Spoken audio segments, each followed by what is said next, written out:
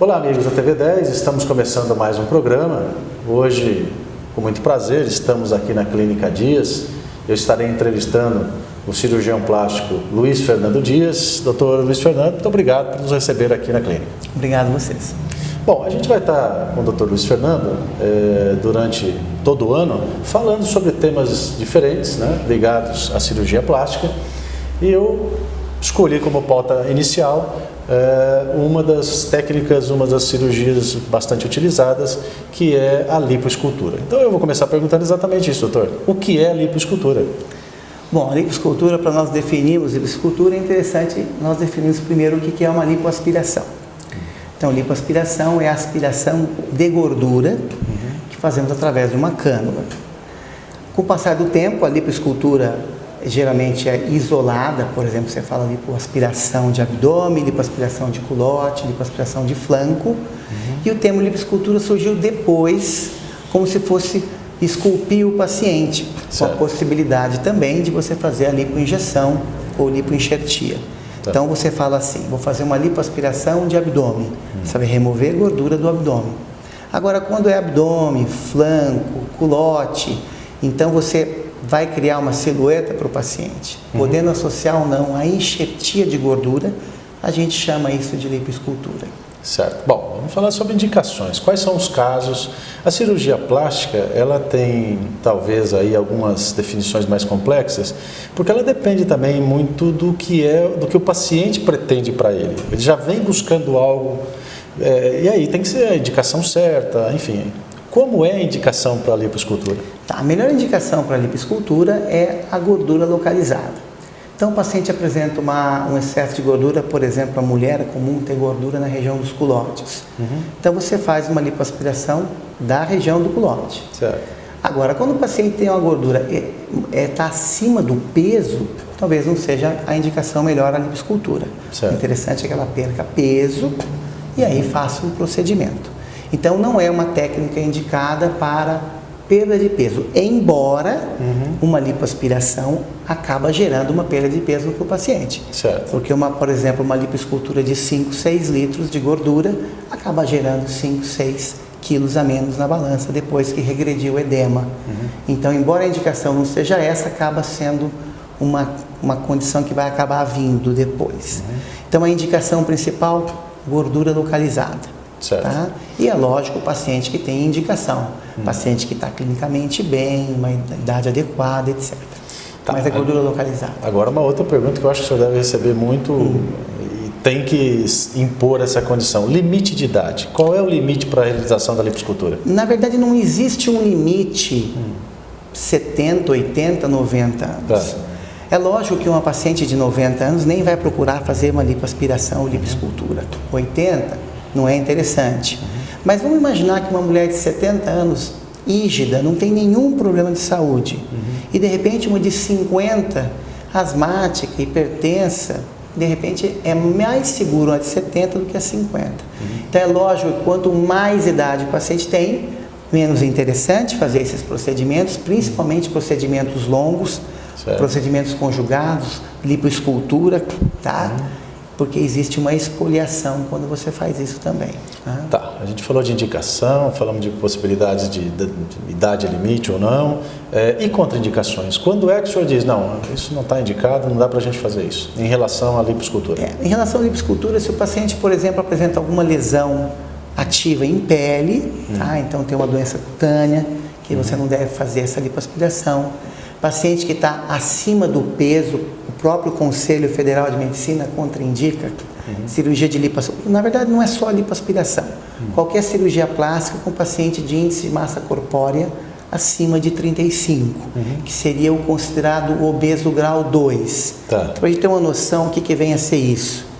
De 18 a 25 seria o normal, de 25 a 30 sobrepeso, de 30 a 35 grau 1, 35 a 40 o grau 2 e mais de 40 o 3 ou o mórbido. Certo. Então, se o paciente está com peso um pouquinho acima, não vejo problema nenhum, ou mesmo o grau 1, acima de 35, não deveria ser feito nenhum procedimento com caráter estético. Certo. Então, paciente muito acima do peso seria uma contraindicação. Certo. Tá?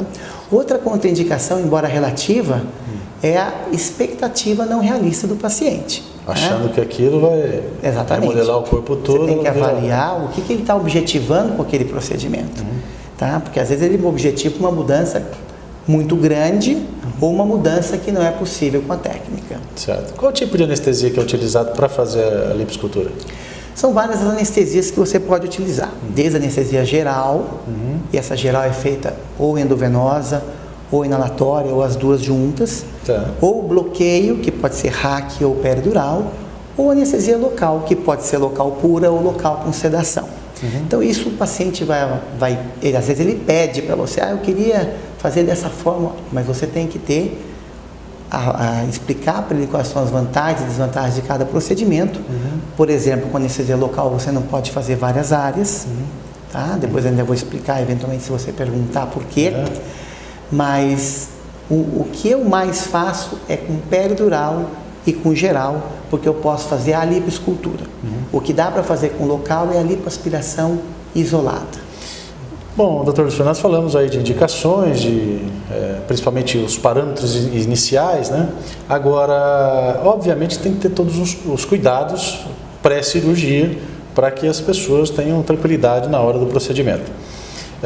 Quais são os exames que são necessários para eu dizer, não, esse paciente está apto a fazer a cirurgia, a lipoescultura? Bom, tem uma série de exames que nós pedimos antes de realização de uma lipoescultura. Tá? Os exames de sangue. Então a gente pede sempre hemograma, coagulograma. Então, lógico, se o paciente está com problema de coagulação, vai sangrar muito. Então são os exames básicos, função renal, como ureia, creatinina, função hepática, assim por diante. Peço de rotina também um exame de urina rotina. E além disso, sempre uma avaliação cardiológica. A avaliação cardiológica, o colega cardiologista vai determinar, geralmente ele pede um eletro, mas pode pedir algum exame adicional. Paciente, por exemplo, tabagista, a gente pede uma avaliação para o pneumologista também. E hoje a gente não faz mais nenhuma lipoescultura quando existe o componente de lipoaspiração abdominal sem pedir um ultrassom de parede abdominal. Então, ultrassom total, de abdômen total, mais parede abdominal. Eu tive uma paciente recentemente que eu tive que adiar a lipoaspiração dela porque no abdômen total a vesícula estava repleta de pedras, ela teve que operar a vesícula antes. Primeiro faz a cirurgia, depois a cirurgia que precisa de fato, depois faz a cirurgia estética. Se fosse fazer de repente uma plástica de abdômen, você poderia fazer junto, mas a lipoaspiração foi optado por fazer separado. Queria que o senhor explicasse também ao telespectador o que é a lipo light e a mini lipo, são termos utilizados também. O jet lipo, mini light, mini lipo, são termos que foram utilizados para designar nada mais, nada menos que a lipoaspiração com anestesia local. Então, já que nós temos desde a geral até a local é uma anestesia em que o paciente recebe um anestésico junto com a solução tumescente que você vai colocar antes de fazer a lipo. Precisa ter um anestésico para que o paciente não sinta dor. E ela necessariamente tem que ser fracionada, porque o anestésico que é utilizado, a maioria deles, e a xilocaína que a gente utiliza, ela é tóxica. Então tem um volume máximo que você pode infundir. Então você imagina o paciente fazer uma lipoescultura com anestesia local. Isso é inviável e não é indicado. Por quê? Porque ou você vai diluir muito essa sua solução e o paciente vai ter dor, porque não vai ser bem anestesiado, ou você vai intoxicar o paciente com excesso de lidocaína, o que vai gerar eventualmente até crise convulsiva e complicações sérias. Então, quando se faz uma lipo mini, o nome está dizendo, ela é mini, ela é feita para uma área, 2 no máximo, e aí o paciente vai embora, volta a semana que vem para fazer a outra região. Não é tão invasiva. E assim por diante. Não é questão de invasiva, porque acaba sendo tão invasiva quanto. Porque se você vai fazer uma área, lógico, uma área é menos do que 10, mas você vai fazer 10 vezes. Então, uma lipoescultura que você já vai fazer, por exemplo, numa cirurgia que você faz com uma peridural, eu não utilizo xilocaína, porque a peridural faz o bloqueio e aí eu faço a lipo com injeção de líquido, que isso é para não sangrar, é outra coisa, que talvez você venha perguntar também, mas não tem esse risco de xilocaína porque eu vou deixar de usar. Eu não preciso anestesiar uma área que já está bloqueada. E uma coisa interessante que eu vejo aqui na cidade de Assis é que quando eu vou atender muitos pacientes, eles chegam para mim e perguntam se eu faço a vibrolipo. E eu queria desmistificar e separar o conceito de mini lipo, lipo com anestesia local, de vibrolipo. A vibrolipoaspiração nada mais é do que a lipoaspiração realizada com um aparelho que é o vibrolipoaspirador. Ele é um aparelho que, quando você segura e liga, ele faz um movimento de vai e vem na sua cânula. Isso é a vibrolipo. Tá. Eu posso fazer uma vibrolipo com anestesia local, com a RAC, com a peridural ou com a geral. Tá. Agora, aqui existe o conceito, não sei por que está sendo difundido esse conceito, de que vibrolipo é uma cirurgia que o paciente chega na clínica, faz uma área, vai para casa, depois na semana que vem volta e faz. Na verdade, não é. Essa é a anestesia, é a lipo com anestesia local. Tá. Eu posso muito bem fazer a lipo com anestesia local sem o vibro e posso fazer com geral ou com peridural com o aparelho de vibrolipoaspiração. Já que a gente está falando disso, de cuidados, a cirurgia de lipoescultura, ela é feita necessariamente em centro cirúrgico, ou seja, com toda a estrutura de um centro cirúrgico? Não sei se ela é feita, mas com certeza deveria ser, porque é uma cirurgia como outra qualquer e, portanto, necessita de todos os cuidados. Então, você tem que ter no seu centro cirúrgico carrinho de anestesia, o carrinho desfibrilador, carrinho de emergência, oxigênio, quer dizer, todo o cuidado necessário você tem que ter no centro cirúrgico. Certo. Porque não é a cirurgia de lipo, em uma época foi banalizada como se fosse cortar cabelo, e não é assim. E aí que acontece problemas que às vezes a gente vê na mídia, tal paciente aconteceu isso, tal aconteceu aquilo, porque vai fazer num escritório, vai fazer num local que não tem a menor condição, e se você faz num lugar que tem condição e tem uma complicação qualquer, você tem condição de tratar porque você está num lugar seguro. Tá. Então a lipoaspiração deveria sim ser feita só em centro cirúrgico, é um procedimento cirúrgico como outro qualquer e merece toda a atenção e não pode ser considerado um procedimento simples. É que acontece, Zé Luiz, é que às vezes alguns profissionais tornam aquilo ali mais palatável. Certo. Então ele passa para o paciente que fazendo num hospital ou num centro cirúrgico, fazendo num consultório, não precisa de anestesia, não precisa disso, não precisa daquilo, passa o paciente como se não existisse riscos. Certo. E é o inverso. Quanto menos você não pede exame pré-operatório, você não está no lugar que tem todas as condições, aí você está levando, na verdade, a um maior risco de uma complicação. Então certo. Tem que ser feito em centro cirúrgico. No começo da entrevista, o senhor falou sobre os limites que a lipoescultura e os anseios que o paciente tem para o pós-operatório, ou seja, como vai ficar o corpo depois da lipoescultura. Como é que o senhor lida com isso e quais são os limites disso? Ou seja, não deixar o paciente numa expectativa que é impossível. Como é que é a indicação para isso e como o senhor trata isso?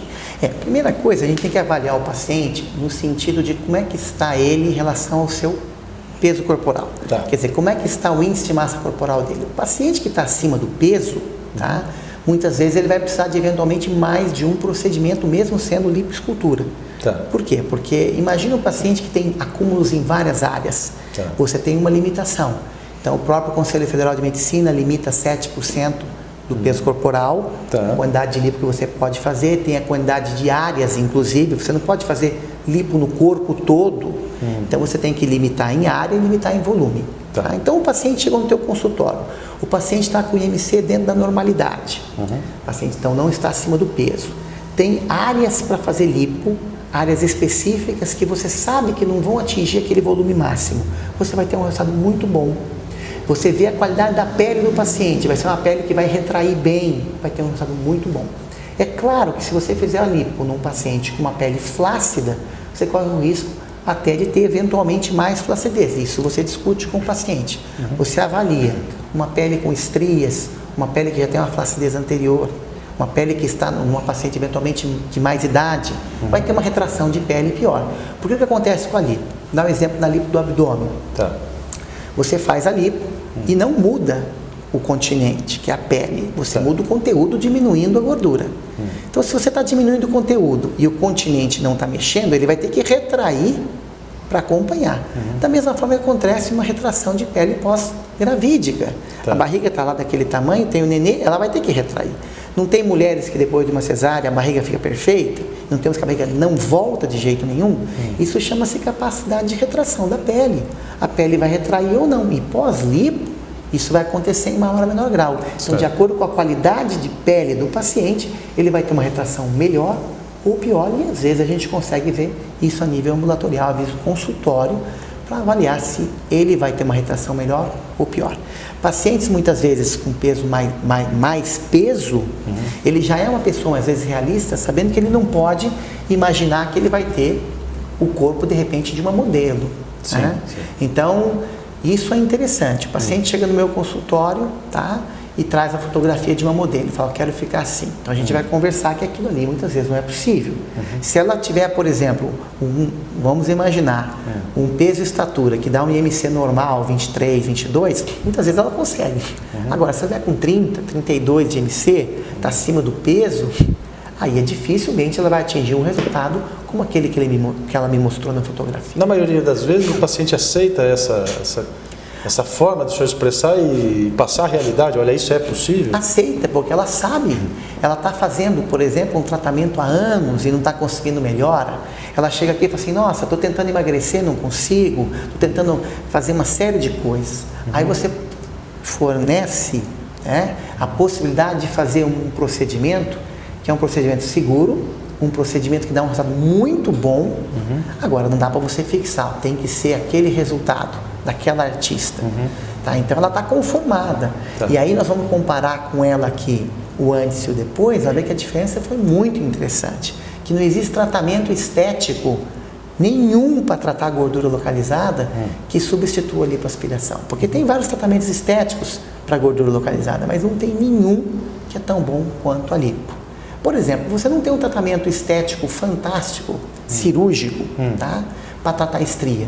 Você tem que ressecar a estria? Não tem. Então você acaba tratando estria clinicamente. Tem vários tratamentos para estria clinicamente, mas não tem um cirúrgico. Só se você remover aquela estria cirurgicamente, mas você vai deixar uma cicatriz. Tá. Agora, a lipo não. A lipo existe um tratamento cirúrgico melhor que qualquer tratamento estético, vamos dizer assim. Certo. Então, quando você indica o estético, sabendo que tem um melhor, em duas condições principais. O paciente não quer fazer a cirurgia. Olha, eu não quero fazer cirurgia, eu não quero ir para o hospital, não quero ir para o centro cirúrgico. Tá. Ou então não tem condição clínica de ser submetido a uma cirurgia. O senhor citou agora há pouco sobre os limites, né, de que cada paciente, por região, enfim, de acordo com a estrutura física também.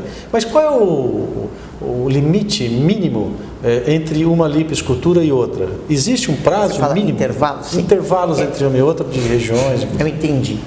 Na verdade, a gente estabelece esse prazo quando você entra num procedimento de lipoaspiração, lipoescultura que já é fracionado. No caso, por exemplo, de uma lipoaspiração com anestesia local, que é essa que eu comentei, que não dá para fazer muitas áreas, então o paciente faz, por exemplo, culote. Aí na semana seguinte, ou 15 dias depois, ele vem e faz abdômen.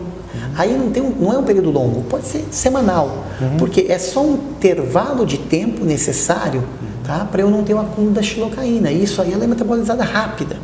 Então só não faz num dia, no outro dia, porque é um intervalo muito curto. E também não é interessante para o paciente. Então geralmente ele é feito semanal ou quinzenal. Certo. Mas quando você faz uma lipoescultura, você não está objetivando fazer várias lipoesculturas, porque você já está fazendo o tratamento definitivo. Tá. Então você vai fazer uma lipoescultura, é uma lipoescultura só. Se eventualmente você precisar fazer algum retoque, tem uma bolinha aqui, uma bolinha ali, geralmente 6 meses depois. Tá? Bom, falando de pós-cirúrgico, obviamente que a cirurgia, ela vai depender, o resultado dela vai depender também dos procedimentos pós-cirúrgicos, os cuidados do paciente. Quais são esses cuidados? O que é que principalmente ele tem que ter para que seja sucesso? E também o tempo para a volta à atividade normal. Academia, andar, praticar esporte. Qual é o tempo, doutor? Perfeito. Bom, no pós-operatório da cirurgia de lipoaspiração ou lipoescultura, o paciente utiliza uma malha compressiva, e a gente indica a partir do 3º, 4º dia já iniciar a drenagem linfática manual. Geralmente a gente faz a drenagem linfática manual associada a um aparelho chamado mantos, que vai prevenir ou vai tratar eventual fibrose. Porque quando você faz a lipo, você não vê na parte externa, mas existiu uma cânula que entrou naquela região, em movimento de vai e vem, e gerou uma reação inflamatória. Então o organismo reage. Se tiver algum ponto com alguma reação inflamatória que gera uma fibrose, ela pode desaparecer espontaneamente com o passar dos meses. Porém, você apressa com esse tratamento ou você previne. Então, algumas nodulações, alguns gordinhos. Então, a drenagem linfática manual e o manto são importantes no pós-operatório. No mínimo 10 sessões, podendo fazer mais 10, eventualmente mais 10. Tá. Então, além disso, a malha, que a gente usa de 1 a 2 meses, tá? E uma limitação da atividade física do paciente. Mas, já respondendo à questão do pós-operatório, não há necessidade de grandes limitações, como eventualmente ocorrem em cirurgias que têm grandes incisões. Ali, as incisões são pequenininhas, 3, 4, 5 milímetros. Tá. Então, são incisões o suficiente para a cânula entrar abaixo da pele. Tá. Então, não tem possibilidade, vai abrir um corte. Se abrir um corte de meio milímetro, ele fecha logo depois. Tá. Então, não é um problema. Mas o paciente com 3, 4 dias, às vezes 2, volta à atividade normal, sem problema nenhum. Atividade física, 10, 15 dias. Então, é muito tranquilo. O que às vezes a gente evita para o paciente é quando numa lipoescultura a gente associou a lipoenxertia. O lugar mais comum é a região das nádegas. E aí a gente tem um cuidado de evitar que sente sobre a nádega. Então é interessante que ele sente sobre a coxa, evitar sentar sobre a nádega, evitar fazer bicicleta ergométrica ou mesmo bicicleta, andar a cavalo, que você de repente aumenta a chance de absorção dessa gordura nas primeiras semanas. Por que alguns pacientes têm mais hematomas e outros menos? E aí, qual é o procedimento no caso desses que aparecem hematomas mais visíveis, maiores? Antes de falar de hematoma, eu queria, na verdade, explicar que o hematoma é raríssimo em qualquer cirurgia plástica, inclusive na lipo. Porque o hematoma é quando um vasinho rompe, sai sangue, esse sangue comprime o tecido que ele está, e geralmente por essa compressão existe um extravasamento e a pele fica roxa. Certo. Gera na pele uma que a gente chama de equimose. Então a mancha roxa é a equimose. Então o hematoma, quando nós temos em face, por exemplo, é uma complicação, porque vai aumentar o volume, etc. Agora, o que é extremamente comum são as equimoses, que são as manchas roxas. É que o paciente, muitas vezes, eles chamam de hematoma tudo que é mancha roxa. Certo. Mas para nós a mancha roxa é a equimose. Então a equimose é muito comum pós-lipo. Tem ficado cada vez menos comum com a menor trauma da lipo. Nós utilizamos, por exemplo, a arnica no pré-operatório, que também, e no pós, que melhora esse hematoma, a malha compressiva, as próprias drenagens. Porém, tem um fator individual. Tem pessoas que ficam mais roxas que outras. Então, você vai ter uma paciente que fez o mesmo procedimento do que outra e uma ficou mais roxinha que outra. Tá? Para a gente finalizar, uma pergunta que muito se faz, a lipoescultura, na verdade, é uma retirada de gordura de alguma área do corpo daquele paciente. Ele é aplicado, entre aspas, vai explicar tecnicamente, ele é aplicado em uma região que quer ser modelada, remodelada. É isso que acontece? Como que é feita essa filtragem da gordura tirada de um lugar e levada a outro do corpo, doutor? Perfeito. Existem inúmeras técnicas de lipoaspiração. A pioneira, na verdade, foi criada no final da década de 70 por pai da lipoaspiração, um francês que é o Illouz. Então ele criou a lipoaspiração e ele publicou um trabalho no começo da década de 80 com 1.300 lipoaspirações. Só que a cânula dele era grossa, era tudo muito grosseiro. Então o conceito é o mesmo, mas de lá para cá muita coisa foi evoluindo. Cânulas diminuindo, depois criou um colega que ele introduziu a seringa na cânula para dar o vácuo. Então eu, por exemplo, pessoalmente, eu gosto muito dessa seringa. Então, até para mim, na colheita da gordura é tranquilo, porque eu coloco a seringa, comprimo o êmbolo e conforme você vai fazendo ali, a seringa sua, que está com vácuo, vai enchendo de gordura. Separo, coloco na mesa de pé e vou trocando, ela vai ficando de pé, vai decantando. Há algumas áreas que você vai injetar essa gordura, você faz só a decantação, em algumas áreas você faz a decantação depois de ter feito a lavagem, e em algumas áreas você faz a centrifugação. Então a centrifugação é mandatória para face, porque hoje em dia nós fazemos muita lipoenxertia em face para reposição volumétrica. Então, com o passar da idade a maçã vai ficando magrinha, então você repõe com gordura e aí você centrifuga para a gordura estar só gordura, não ter nenhum óleo Tá. que acompanha, porque o óleo é da degradação. Como ela tem um certo vai e vem, parte dessa gordura, da lipoaspiração, vira um óleo. Então você separa tudo. Tá. Mas a gente acopla em uma seringa, por exemplo, vai enxertar no bumbum, na nádega.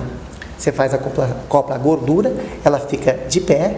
Então a parte líquida você vai ficar por baixo, você remove e eu aplico só a gordura naquela área. Entendi. Então sempre colheita, lavagem caso essa gordura esteja mais avermelhada, com mais conteúdo de sangue, Tá. senão nem precisa lavagem, a decantação e em alguns casos a centrifugação. Tá. E aí você passa com seringas, no caso de face bem delicada, para preenchimento. No caso da nádega, claro, a enxertia não é com seringa de 1 ml, senão porque o volume é muito maior. Né? Muito bem.